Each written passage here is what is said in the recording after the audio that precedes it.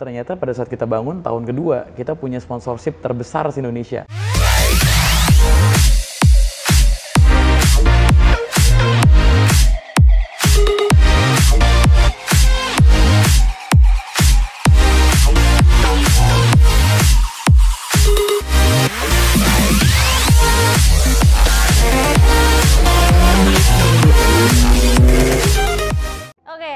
Hari ini bisa dilihat ada Mas Akbar di sini. Halo. Mas Akbar Rais. Wah, lagi sibuk-sibuknya gue bisa nih dibolehin mampir ke kantornya. Enggak, gue nggak sibuk. Cuman ada yang dikerjain aja. Iya, sibuk lah sama aja. Ini lagi di tempatnya Mas Akbar nih, di tempat yang lumayan macet. Iya, macet ya? Macet ya? Tak, kalau dari arah situ macet, harusnya dari arah sebelahnya. Oh salah berarti. Iya. Agak bingung tadi nyarinya kita. Iya. Jadi udah bisa dilihat nih sekarang ada Mas Akbar, mukanya cerah banget nih. Gila, bisa aja. Apa kabar, Tas?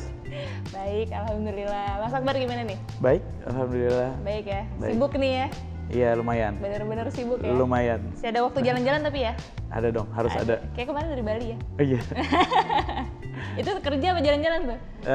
Dua-duanya. Sambil jalan-jalan? Sambil jalan-jalan. Tapi sambil banyakan kerja, sambil jalan-jalan. jalan-jalannya daripada kerjanya pas kalau ke Bali ya. Oh, ya harus sih ya.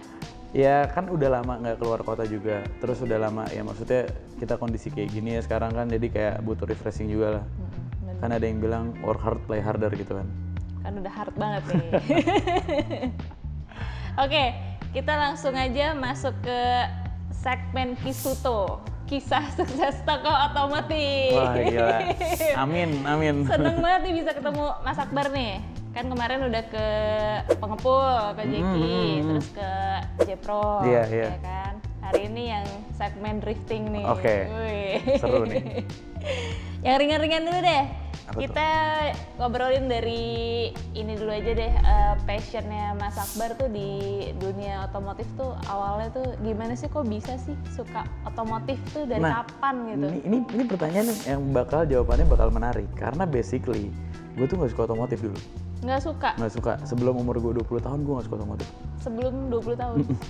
Tapi nyetir bisa? Bisa, cuman nggak suka otomotif karena biasa aja ya? dulu itu malah cenderung jadi gamers. Oh Dulu iya. zaman kuliah tuh gamers banget gitu. Nah, baru suka otomotif itu umur 20 tahun. Kayak bayangin, gue yakin orang-orang nggak percaya kalau dibilang pada saat gue SMA, gue nggak tahu yang namanya PCD itu apa. Gue nggak tahu yang namanya mesin 4 silinder lah, 6 silinder atau berapa cc, gue nggak tahu. Jadi baru Setelah gue kuliah, 20 tahun tuh iya. kuliah. Setelah kuliah baru tahu, karena zaman dulu tuh gue nggak suka yang namanya mobil-mobilan gitu kan. Kalau anak-anak yang suka mobil dari dulu tuh emang udah suka koleksi mobil gitu kan. Gue tuh nggak. Ya, diecast-diecasan lah. Enggak sama sekali enggak. Suka Even gue nggak tertarik sama sekali, mungkin karena bokap gue tuh terlalu suapin gue dengan otomotif, jadi gue jadi enek, kayak gue nggak doyan. Oke. Gitu, jadi nggak interest. Baru interest itu ya umur 20 tahun. Dan sebenarnya pada saat interest itu, interestnya cuma gara-gara drifting. Abis itu jadi belajar tentang otomotif semuanya. Pertama kalinya tuh karena apa tuh? Si driftingnya tuh maksudnya karena emang Pertama kalinya gara-gara dibawa drifting sama salah satu guru gue juga, namanya Dean, tau dong, Dean Goodrides. oh iya Ya kan? Nah, dia kan teman kuliah tuh. Oh iya. Kita tuh dulu satu kampus, jadi diajakin pergi sama dia, terus tiba-tiba di jalan dia ngedrift ngelingkarin putaran Bintaro tuh. Zaman dulu ada putaran Bintaro yang sebelum jadi flyover. Iya. Di situ dia ngedrift. Dan gue ketakutan, gue minta turun, gue bilang udah turunin gue. Gue Itu udah takut. pakai BMW juga tuh dulu. Udah, dia udah pakai 36. Gue dulu pakai 36 juga, cuman 318 waktu itu. Tapi maksudnya itu bukan apa ya? Bukan mobil yang dimodif, mobil standar buat jalan ke kampus aja gitu, dibeliin bokap waktu itu. Terus Abis itu belum tertarik tuh? belum, Waktu pertama kali itu? abis diajakin ngedrift takut, tapi sampai rumah langsung penasaran drifting tuh apa sih. Oke. Mulai deh googling, karena kita dulu kuliahnya di IT, jadi orang-orang belum kenal internet, kita udah kenal internet duluan. Kita udah kenal searching di Google, terus nontonin YouTube gitu. Lu kuliah di mana sih? Binus. Oh di Binus, iya. Satu kampus lah sama Mas Dean. Iya benar. Oke, terus habis itu baru mulai suka lah ya. Baru mulai suka. Tapi nggak langsung Belajar. maksudnya nggak langsung kayak modif mobilnya langsung ke Belum. enggak. Jadi udah mulai suka, mulai cari tahu ya kan. Abis udah mulai cari tahu, abis itu mulai coba modifikasi mobil. Tapi basically dulu itu kita susah banget. Kita nggak tahu tuh buat mobil drifting tuh apa aja sih gardan yang harus pakai LSD itu kita nggak tahu, nggak ada informasi itu. Jadi belajarnya lama karena kita pakai mobil standar. Bayangin aja mobil standar nggak ada LS kan, ya kita belajarnya dari situ. Oke, berarti itu awal mulai banget ya? Awal mulanya ya umur 20 tahunan lah. Nah, terus akhirnya tertarik tuh, kan tadi sering kayak nonton YouTube gitu kan. Terinspirasinya tuh dari siapa tuh kalau di YouTube tuh awal-awal dulu banget? Gara-gara film sih sebenarnya, gara-gara Tokyo Drift. Bayangin nggak dulu? Ya? Nggak, bukan inisial di justru. Justru bayangin nggak? Dulu zaman kuliah, anak IT itu anaknya nerd banget, apalagi gamers. Udah antisosial banget kan, bener-bener kerjaannya cuma di depan komputer, ngerjain tugas ke kampus gitu. Nah bayangin nggak tiba-tiba anak nerd ngelihat film Tokyo Drift yang ada yang ngedonat, terus tiba-tiba dikasih nomor telepon cewek, langsung bersemangat. Oh gitu caranya cari cewek. Berarti gara-gara bisa bikin donat apa gara-gara bisa dapat nomor cewek nih? Nggak, jadi kan ngelihat film itu, oh gara-gara dia ngedonat terus dapat nomor telepon cewek, berarti gue harus belajar nih. Bisa gitu. dua-duanya ya? Iya.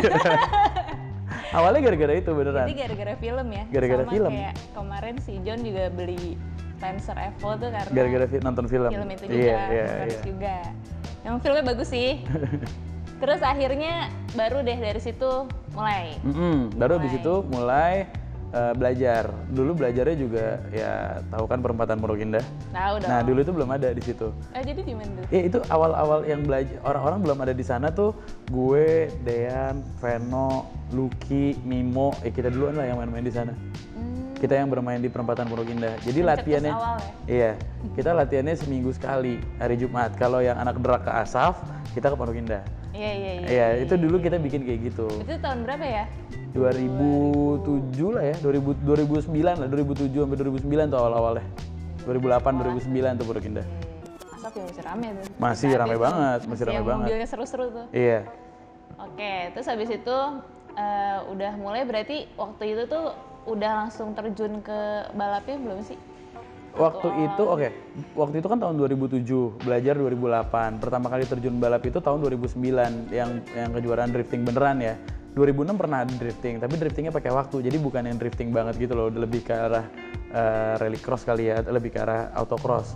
Nah kalau di 2009 itu nih benar-benar udah kejuaraannya udah drifting, karena waktu itu bintang tamunya dari Malaysia, Tengku Jan, Prince of Driftnya Asia pada saat itu. Ya kita kita ikutan event di tahun 2009 pertama kalinya. Langsung juara? Wah, jauh dari kata juara karena kan basically nggak punya modal. Ya kan, maksudnya mobilnya mobil standar. Ya cuman modal di las doang gitu. Beda lah sama yang lain udah punya mesin turbo gitu kan. Ya jauh lah dari kata bisa juara gitu. Lolos kualifikasi aja. Ya? Udah ikutan tapi. Oke. Tapi berarti perjalanannya buat sampai situ tuh effortnya lumayan besar nggak sih? Sangat di awal-awal besar sih, sangat besar. Kenapa bilang sangat besar? Karena dulu kan ya gue bukan dari keluarga yang berada gitu. Jadi kayak buat beli ban itu gue tuh merelakan uang makan. Jajan lah ya? Iya, jadi gue nggak makan di luar. Uang jajannya gue simpan, gue tabung buat beli ban bekas. Pada saat itu ban bekas tuh adalah senjata utama kita. Jadi kalau ke tukang ban tuh, kan dulu di jalan panjang itu kayak ada stok velg gitu kan. Kita samperin satu-satu, lo kalau ada ban bekas ukuran segini kabarin gue ya, gue yang beli. Beneran kabarin tuh abang? Beneran. Akhirnya kita tuh dulu latihan nggak pakai ban baru, karena kan nggak punya duit. Jadi beli ban bekas. Mungkin bisa jadi tips teman-teman kalau yang mau modalnya kecil-kecil dulu. Iya, kalau sekarang sih kayaknya pada ban baru semua kali ya. Iyalah ya. Maksudnya dulu kan harga ban kan mahal banget, sekarang nggak terlalu mahal kan. Ya masih mahal sih, tapi maksudnya better pakai ban baru gitu. Udah banyak ban lokal yang harganya juga nggak terlalu Iya, benar. Oke, kalau ngomongin YouTube nih sekarang, waktu itu kita pertama kali ketemu tuh tahun berapa ya? Kayak 2017-an ya? Iya, kayaknya kalau nggak salah deh. Iya, benar. Rumahnya Mas Edwin. Iya. Nah kan itu tuh Mas Akbar baru banget kan ya? Baru banget, iya, iseng-iseng aja karena. Nah, itu kenapa tuh akhirnya? Akhirnya apa? Bikin Tiba-tiba YouTube. bikin YouTube tuh. Awalnya jadi gini, gara-gara iseng. Jadi isengnya itu tuh kan sebenarnya memang sering upload beberapa video buat diary aja gitu. Maksudnya bukan niatnya jadi vlogger, cuman buat jadi memories aja gitu. Kalau misalnya kita taruh di YouTube kan kita bisa nunjukin sama orang gitu kan. Oh ini video gue kemarin pada saat balapan. Nah habis itu iseng karena ngeliatin Garasi Drift ya kan. Oh Ziko Dipo nih lucu banget nih bikin kayak gini. ikutan mau coba bikin, tapi bikinnya waktu itu kontennya yang bodoh. Bawa jalan mobil balap, beli es krim McD. Drive-thru. Oke. Ya kan? Ya kita iseng doang dan gak nyangka ternyata seminggu pertama yang nonton 100.000. Oh iya. Ya jadi kayak wah ini kayaknya menarik ya gitu, terus ngobrol-ngobrol gue begini-gini, oh bagus tuh berarti mulai aja gitu. Ya lu coba aja, mulai aja. Ya udah akhirnya dari situ mulai. Berarti waktu bikin dulu tuh sendiri ya? Sendiri. Waktu pertama kali banget, saya iseng-iseng aja, kayak ngedit sendiri iya, aja gitu. Iya, ngedit Pertama sendiri. kali. Cuman kan kalau kita drifting atau pembalap rata-rata pasti punya GoPro kan. Ada GoPro nih nganggur, daripada dipakai cuman balapan ya udah kita coba bikin aja kayak gitu. Upload aja. Upload ya. Ternyata ya iya iseng aja gitu. Iseng ternyata ya gara-gara itu tadinya gara-gara konten bawa mobil balap jalan beli es krim. Ya akhirnya jadi bikin YouTube terus. Tapi konten lu emang yang ringan-ringan tapi lucu-lucu sih sampai sekarang kan, masa sampai terakhir waktu itu ya. Nah, gue punya tujuan sebenarnya. Kenapa akhirnya gue bikin YouTube? Karena gue tuh sama drifting tuh gue cinta banget sama dunia ini. Gue cinta banget sama drifting. Ternyata tapi setelah mendalami ya. Iya, tapi drifting ini tuh kurang kedengeran sama orang banyak. So that's why gue bikin konten tuh majority tuh buat drifting. 90% konten gue drifting. Mulai dari gue ngajakin teman-teman buat ikutan taksi drift, sampai akhirnya gue bisa ngajak artis, bisa ngajak influencer gitu ya. Ya gue bersyukur aja sih. Tapi dari situ kan akhirnya drifting jadi dikenal sama orang banyak gitu. Ya tujuannya awalnya cuma buat itu, karena industri ini tuh bener-bener kayak hidup gue aja gitu. Kayaknya gue emang suka banget sama drifting deh gitu loh. Gue pernah juga kan ikut iya kan? hamil tuh. Oh iya lagi hamil ya. Ada tuh videonya, masih ada gak ya? Nanti gue lihat. Anaknya jadi pembalap berarti. Amin. Iya. Berarti awalnya tuh gara-gara itu bikin YouTube, akhirnya ternyata pas rame, ya udah akhirnya dilanjutin aja. Iya, akhirnya ya udahlah lanjutin aja deh. Tapi ya at the end of the day ya memang tujuannya itu bikin YouTube ya memang pengen membesarkan driftingnya juga. Pengen supaya nama drifting lebih gede lagi. Iya benar. Iya. Kalau drifting kurang kedengeran gimana drag race ya lebih gak kedengeran lagi. Salah, drag race tuh mungkin 10 tahun lalu adalah olahraga yang paling bergengsi. Iya sih. Ya kan, drag race tuh adalah olahraga yang paling bergengsi. Karena kalau sebenarnya gini, kita ngelihatnya adalah pada saat gue kecil dan mungkin kalau teman-teman gue yang seumuran gue ya, mereka larinya tuh sukanya kemana, ke rally sama drag race gitu. Gue tanya kenapa lo ikutan kayak gini? Zaman kecil gue suka ngelihat mobil kencang-kencang tuh kayaknya seru. Iya kan? Nah tapi kan pada saat gue kecil gue nggak suka otomotif. Iya. Jadi gue nggak kebawa hype itu. Jadi pada saat gue suka otomotif ya gara-gara gue ngelihat drifting. Nah makanya abis itu gue terobsesi buat jadi drifter. Oke, menarik banget nih ceritanya. Iya. Gue malah kita nggak pernah ngobrol soal ini ya. Iya, jarang. Sering ketemu malah nggak pernah ngobrol soal ini. Oke. Terus berarti kalau misalnya kayak ngomongin mobil, kalau arti mobil buat Mas Akbar sendiri itu apa sih? Sesimpel itu aja. Mobil tuh ada dua. Satu, mobil sebagai alat transportasi. Oke. Ya kan? Yang satu lagi, mobil itu mencerminkan kepribadian pemiliknya. Kepribadian pemiliknya. Iya. Contohnya kalau buat Mas Akbar sendiri, contohnya kan kayak Mas Akbar tuh drifting banget gitu. Ya mungkin iya, itu satu yang pertama ya. Kedua kayak hal simpel aja. Gue kalau ngelihat orang dari mobil gitu, kalau mobilnya kotor gitu terus nggak kerawat gitu, kayak lu berarti nggak bisa ngerawat diri sendiri. Lu sama diri sama, ngerti nggak? Kalau lu ngaku anak mobil, tapi lu kemana-mana mobilnya kotor gitu, mobilnya nggak kerawat gitu ya, berarti lu nggak care sama diri lu sendiri gitu. Ya kita bisa ngelihat anak mobil beneran atau enggak ya lihat aja dari situ mobilnya bersih atau enggak. Kalau mobilnya selalu bersih ya dia memang anak mobil beneran. Iya sih. Ya juga sih. Iya kan? Saya ada cowok yang seneng banget kayak mobilnya tuh bersih banget, disalonin mulu, dipoles mulu, maksudnya yang emang bersih banget. Ada juga yang bodo amat aja gitu. Iya. Ya sih ada juga. Itu kita ngelihat karakter kepribadian dari sana. Ya ada orang yang gue ngaku anak mobil, ganti velg, modifikasi apa segala macam, cuman mobilnya nggak dirawat. Nggak pernah dibersihin gitu, ketemu sama orang kalau mau dicuci kalau mau ada acara doang gitu. Kan banyak kan kayak gitu kan. Padahal kan sebenarnya kayak ya lo harus, kalau emang lo kepribadiannya emang suka bersih ya bersih aja terus gitu. Oke. Tapi kalau Mas Akbar sendiri emang dari dulu tuh emang kan, kalau gue ya lihat lo kan emang kayak senangnya BMW ya. Itu tuh emang dari dulu emang udah seneng apa karena apa, atau emang lo emang udah nyaman aja pakai BMW gitu? Yang pertama karena dari kecil diracunin sama BMW. Ya kan, habis itu pernah coba pakai mobil Jepang, ternyata maksudnya udah lama pakai BMW terus diracunin pakai mobil Jepang, kayak kok nggak enak ya gitu, nggak srek ya gitu. Akhirnya balik lagi kayak ya emang ya ternyata mobil Eropa lebih enak dari mobil Jepang gitu. Secara kita buat dibawa jalan lah, buat apa ya, kayak gitu sih. Jadi akhirnya emang sampai sekarang BMW banget aja gitu ya. Sampai sekarang iya, akhirnya juga kayak ya udahlah BMW aja lah gitu, emang nyaman gitu ya, value for money aja. Ya sih. Ya kan? Belum pernah punya sih. Ya, tapi nanti kalau udah nyampe di titik itu ya kan biasanya kan kenal dulu, nggak kenal makanya nggak sayang kan. Nanti kalau udah kenal habis itu baru tahu rasanya, oh kayak gini ya. Kalau udah kenal baru nyaman. Iya, kalau udah kenal udah nyaman, pasti nyaman. Oke. Pasti nyaman. Oke. Kalau tadi kan arti mobil nih. Kalau arti otomotif buat Mas Akbar? Aduh, otomotif ya. Mulai dari hobi, kerjaan tuh otomotif. Semuanya. Lo cinta banget berarti sama otomotif? Iya, ya? makanya gue juga makanya passion, hobi sama kerjaan tuh sama di situ semua gitu. Ya, sometimes orang-orang pasti pada bilang kayak enaknya jadi lo passion lo jadi kerjaan lo juga. Iya memang sih, ya secara garis besar memang enak. Tapi sebenarnya ada hal juga yang orang nggak lihat gitu. Lo tiap hari dijejelin dengan otomotif, itu tuh boring juga. Boring tapi iya sih, tapi nggak tahu sih kalau yang udah ngalamin sendiri ya, tapi harusnya sih enak ya kalau passionnya enak mungkin kalau di 5 tahun pertama gitu enak, menghasilkan juga di sini ya kan. Iya benar tapi ya 5 tahun pertama mungkin enak, setelah itu kayak gila ya gue kayak nggak ada aktiviti lain deh, semua ngurusin mobil mulu. Aduh. Itu beneran serius. Tapi sejauh ini masih di titik nyaman kan di sini? Iya, kalau di sini udah bukan di titik nyaman lagi justru ya, maksudnya udah di semua titik, mau nyaman gak nyaman ya harus diterima. Mau nggak mau harus jalanin aja iya, ya? mau nggak mau harus dijalanin, udah kayak gitu. Oke, kalau gitu kita ngomongin beratan dikit ya. Oke. Dari kisah apa ya Mas Akbar dulu ya, kisah susahnya deh, seorang Akbarais tuh kisah titik terendahnya tuh apa sih? Pernah nggak sih? Ya pasti pernah ya. Iya pasti pernah. Ngalamin. Ya titik paling rendah ya sebenarnya ditinggal bokap sih. Ditinggal bokap umur 23 tahun. 23 tahun ditinggalinnya tuh bukan uang, tapi ditinggalin utang. Waduh. Itu titik paling rendah sih.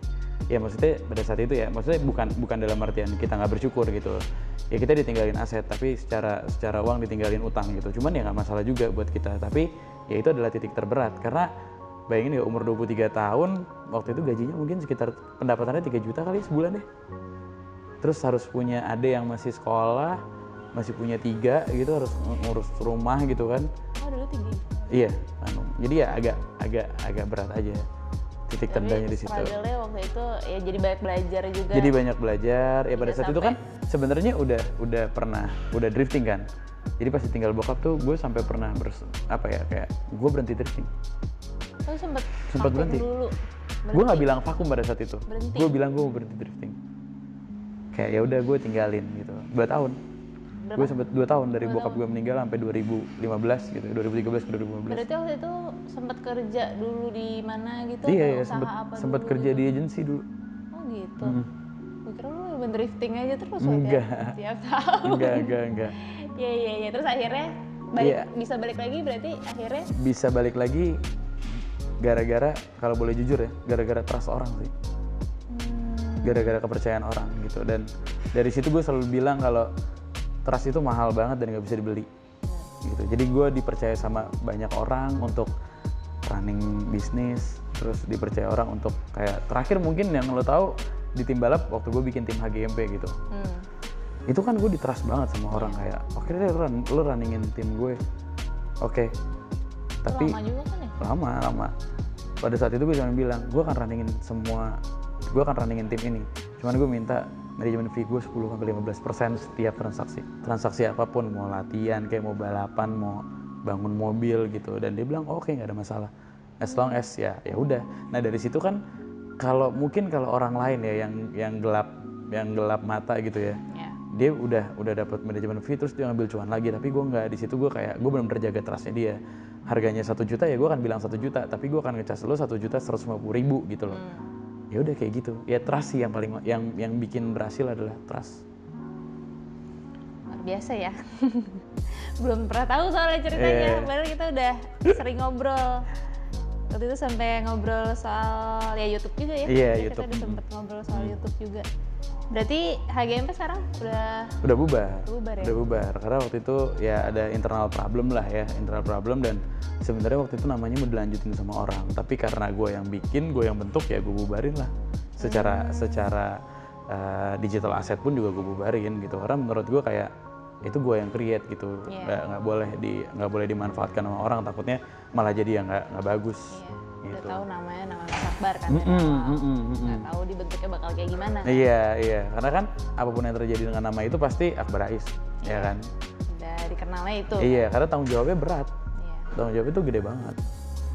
pasti sih. Oke, itu udah cerita sedih-sedih ya. Sekarang yang seneng-seneng deh. Apa ya? Kisah sukses. Kisah suksesnya apa ya? Suksesnya Mas Akbar atau dari YouTube. Ya mungkin lanjutannya ya, karena kan setelah itu kan orang ngelihat, oh Akbar Rais bikin tim nih bisa gede gitu ya. Ternyata pada saat kita bangun tahun kedua, kita punya sponsorship terbesar di Indonesia. Pada saat itu kita punya sponsorship satu tahun tuh 1,5 miliar. Wih, di tahun berapa tuh? Di tahun 2018. Sponsorship khusus buat balap, jadi buat tim.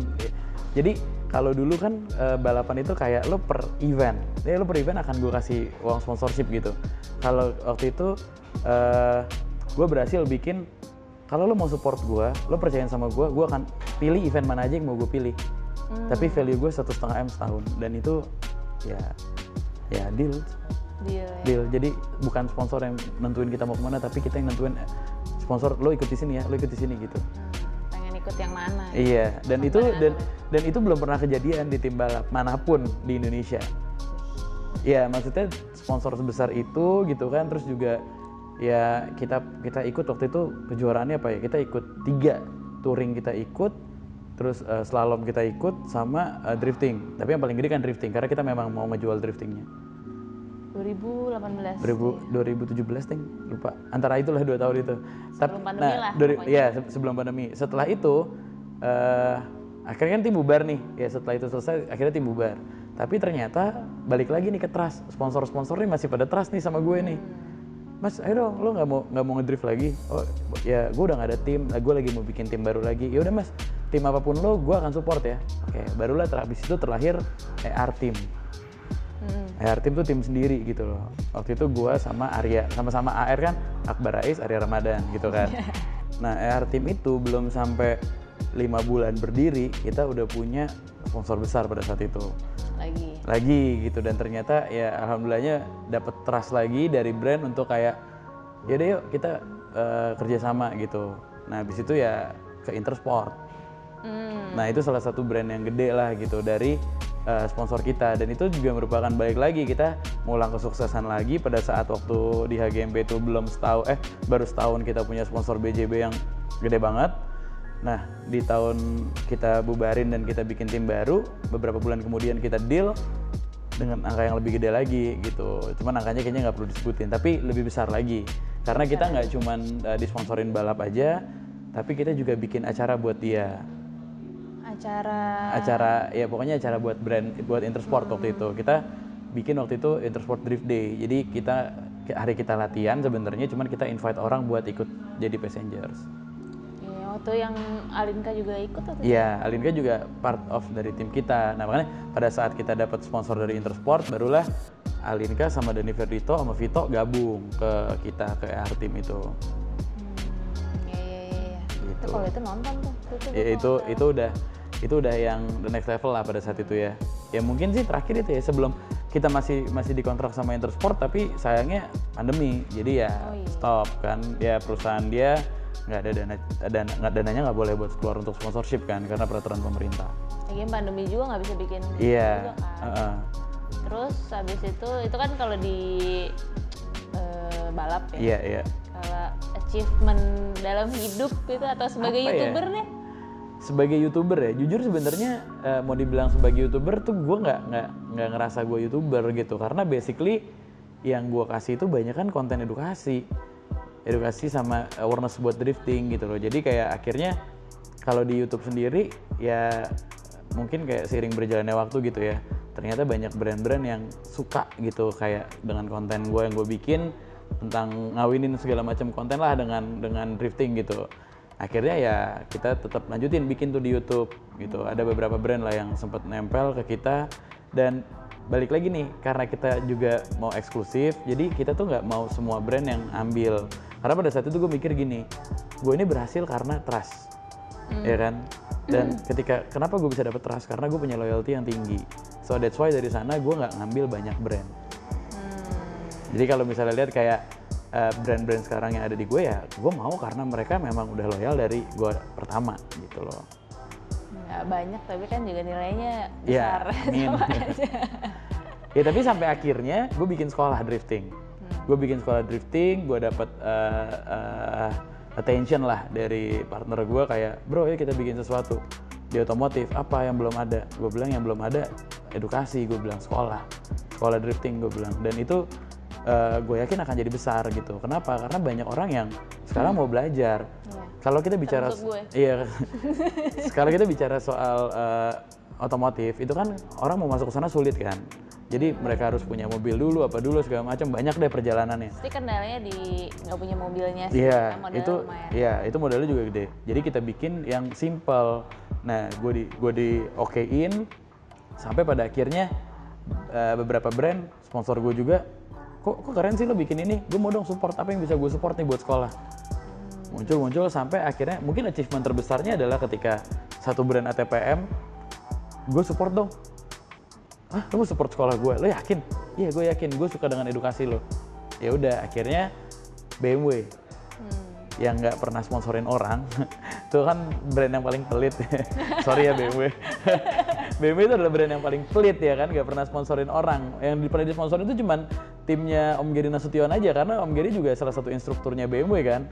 Ya akhirnya kita memecahkan rekor baru lagi nih, sebuah TPM support sekolah drifting gitu kan. Jadi kayak ya happy aja sih di sana gitu. Kebetulan lo juga cinta BMW banget. Kebetulan gue juga cinta BMW banget, jadi ya happy aja gitu. Dan setelah itu seiring berjalannya waktu juga ternyata kita lihat kesempatan lah.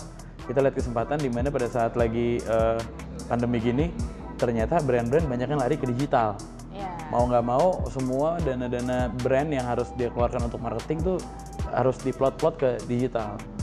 Nah balik lagi, gue mendapatkan karena trust, gue diajak gabung ke dalam grup yang lumayan gede. Nama grupnya tuh FCN Vlog Network. Itu punya beberapa perusahaan lah, punya beberapa agency dan apa segala macam. Bar, mau nggak kalau bikin IP, tapi lo yang urus ya. Gue mau bikin IP buat otomotif. Muncullah Outbreak gitu. Oke, jadi dari hobi, malah tadinya nggak suka ya? Tadinya nggak suka. Jadi sampai bisa jadi pembalap juga, bisa jadi menghasilkan. Bisa jadi, ya justru hidupnya dari situ sekarang.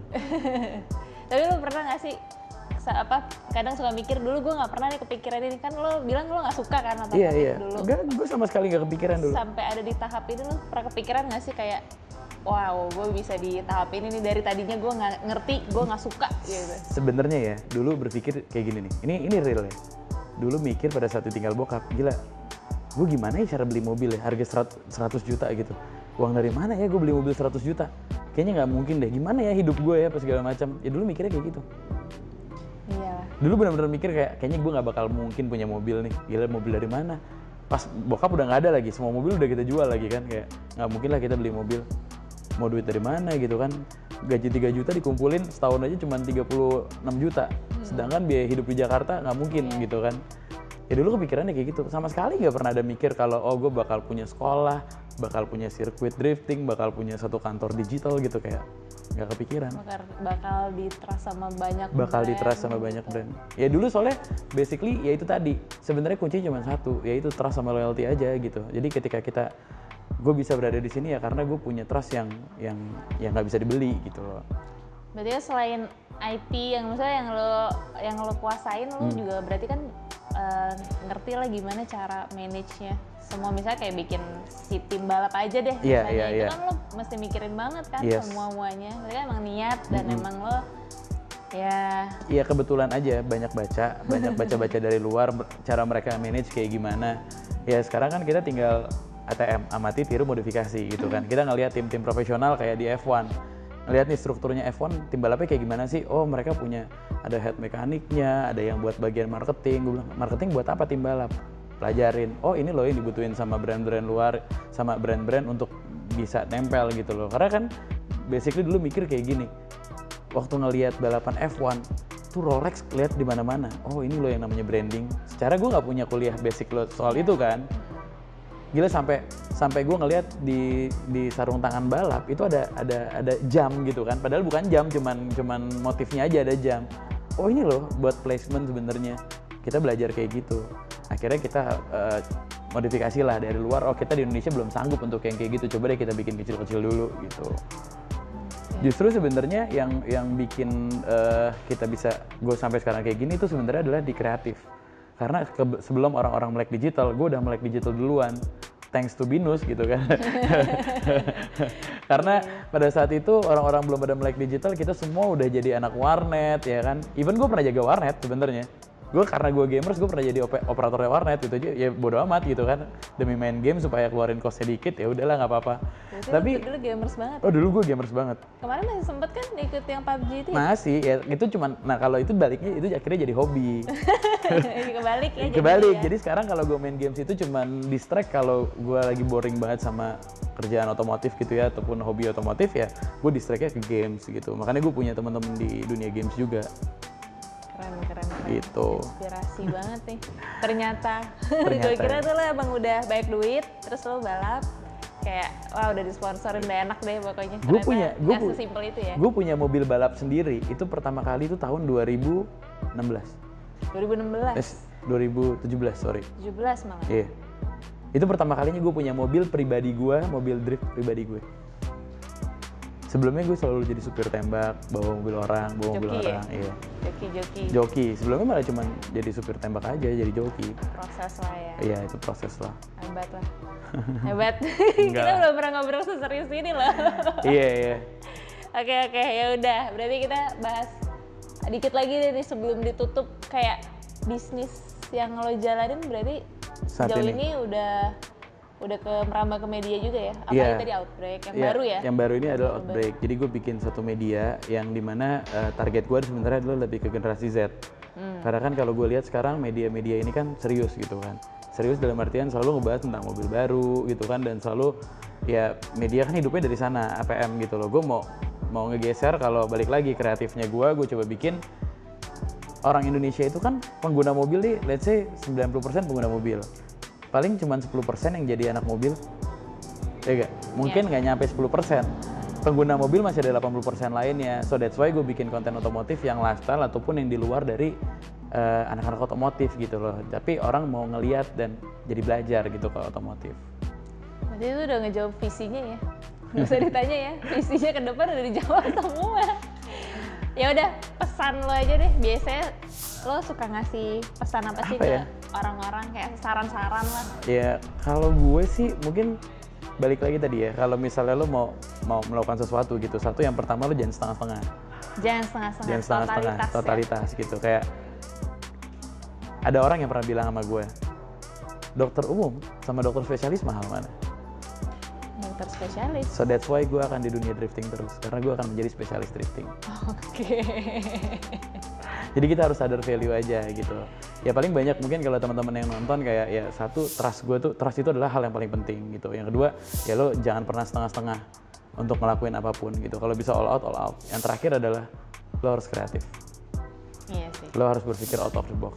Kalau lo berpikirnya yang sama aja, lo nggak bakal dilihat orang lain. Kalau buat temen-temen nih yang lain misalnya lagi ada di titik terendah juga, lo punya pesan dan kesan nggak sih buat mereka apa gitu, kayak pesannya apa? Jadi pada saat gue di titik terendah itu gue selalu ingat sama pesan orang tua gue waktu itu. Bokap gue pernah bilang kayak seberat-beratnya ujian yang lo terima itu nggak bakal mungkin lo nggak bisa hadepin. Pasti lo akan bisa hadepin karena lo nggak bakal mungkin dikasih cobaan yang lo nggak bisa hadepin gitu. Jadi saran gue pada saat itu ya lo jangan cuma berpikir di satu masalah, lo tarik dikit. Kalau di komputer tuh lo tarik dikit ke atas, lo lihat nih masalah datang dari arah jam 1, tapi lo lihat nih dari jam 9, dari jam 6, dari jam 11, ini adalah sebenarnya banyak solusi yang bisa lo selesaikan dari sana gitu. Jadi jangan cuma lihat dari satu titik. Jangan pusing di satu titik Iya, aja ya? jangan pusing di satu titik. Jadi itu yang bikin gue pada saat jujur waktu itu gue ngerasa kayak gak ada bokap, gue kayak kehilangan semuanya gitu. Gue kehilangan guide, kehilangan apa segala macam. Ya sempet down ya pasti ada lah gitu. Kita setahun kok sampai akhirnya gue keluar, ya sampai akhirnya gue bisa balik lagi ke dunia drifting gue gitu. Karena gue ngeliat, oh ternyata dulu gue berpikir kalau gue drifting, gue buang duit pada saat itu. Tapi ketika gue berpikir lebih kreatif lagi, gue tarik mundur lagi, gue zoom out ke atas gitu ya. Oh, lo dari drifting bisa dapet duit dari sini nih, dapet dari sini, dan lo udah ada di bidang itu. Kenapa lo nggak lakuin? Gue akan melakukan itu gitu. Jadi ya gue nggak panik pada saat itu. Gue mulai kebukanya ketika itu, gue nggak cuma mikirin karena gue nggak ada bokap, gue nggak ada arah. Gitu loh. Jadi gue lihat lagi dari arah lain deh gitu. Apa yang bisa bikin gue bangkit gitu. Jarang sih yang mikir kayak gitu. Biasanya kan udah pusing satu hal pasti udah pusing aja Iya, di situ. iya. Udah susah mikir yang lain kan. Iya, ntar ada yang ngomong. Emang kalau ngomong doang sih gampang, tapi gue udah pernah mengalami itu Ini kok. kan udah ada bukti nyata, udah jadi Akbar aja sekarang. Tepuk tangan dong semuanya. Enggak lagi. Oke, pertanyaan cepet nih Mas Akbar ya. Oke. Segmen Gone in 60 Seconds. Yang pertama, sebutin siapa Presiden RI ketiga. B.J. Habibie. Oke. Salah ya gue? Benar, ya? mantap. Yang kedua, apa ibu kota Senegal? Nggak tahu gue. Yang ketiga, siapa nama pembalap paling kaya? Lewis Hamilton. Mantap. Oke, yang keempat, kapas 100 kilo sama besi 100 kilo beratan mana? Sama. Oke. Yang kelima, siapa artis Indonesia paling cakep? Anjir. Nggak tahu gue. Pertanyaannya tuh menjebak sekali nih. Berarti nggak dijawab deh? Oke. Nggak terjawab. Next. Lanjutin peribahasa ini. Berakit-rakit dahulu. Berenang-renang ke tepian. Oke. Apa kepanjangan SPBU? Anjir. Sarana pom bensin umum. Nggak tahu. Sarana pompa bensin, nggak tahu lah. Itulah pokoknya. Emang apa sih? Stasiun Pengisian, iya bener. Bensin ya? Kok pom bensin sih, bodoh. Berapa harga 1 liter Pertalite? 8 ribuan. Salah sih kayaknya. Bangun tidur terus ngapain? Mandi. Mandi langsung? Iya. Hebat juga lo, baru bangun tidur langsung mandi. Iya, bangun Biasanya tidur kan orang mandi. mager-mageran Enggak, sebenarnya main HP. sebenarnya gue lo suruh jawab cepet kan. Gue inget gue kalau Iya, bangun iya. tidur mandi. Bener. padahal gue sekarang bangun tidur pasti megang handphone dulu. Iya sih, pasti kan. Kalau punya super power mau bisa ngapain? Berhentiin waktu. Karena Ya udah berhenti aja. Iya, biar mager dulu bentar ya. Oh, oke. Yang terakhir ya. Dosa waktu SMA. Ya, 1, 2, 3. Terlalu bahaya ya. Tawuran. Ya, tawuran aja. Ya udah lama banget nih kayaknya kita ngobrol. Udah cukup nih Mas Akbar mau pergi Thank you, soalnya. Tas. Makasih banyak ya Mas Sama-sama, Akbar. thank you juga. Udah boleh interview. Boleh banget. Ya Senang. belum ada nih ya cerita-cerita. Jarang lah gini gue, ya. jarang lah gue cerita-cerita kayak gini. Makasih banyak, kita tutup aja hari ini. Sampai jumpa di Kisuto lainnya. Nanti kita main-main lagi ke tokoh-tokoh otomotif lainnya. Jadi jangan lupa subscribe, jangan lupa di like, komen, jangan lupa subscribe juga channel Mas Akbar yang belum, walaupun pasti banyak kan udah. Oke, bye.